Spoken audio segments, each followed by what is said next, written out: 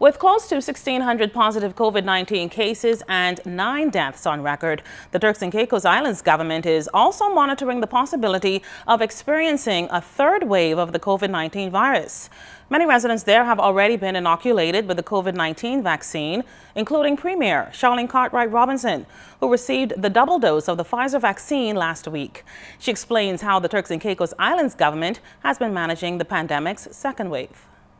We've just sent out some samples to CAFA to see if we are experiencing the strains, different strains that are out there. We find that our people are getting sicker and they're getting it faster. Right now we have 4 of our 6 populated islands that actually have cases, and we have more people in the hospital than we had in the first wave.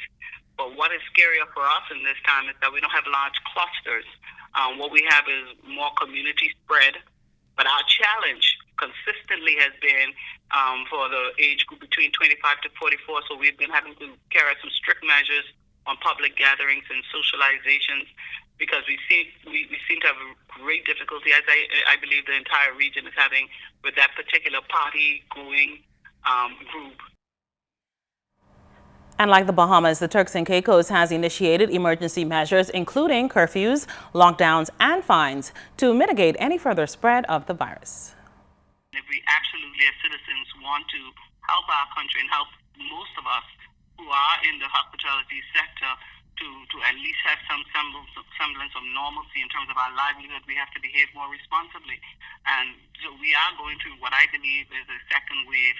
But again, we also believe that our people got a bit relaxed.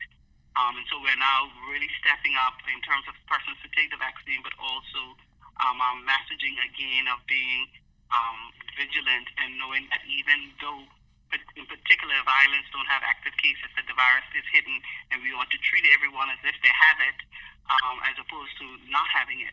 And that's where we are now in Turks and Caicos.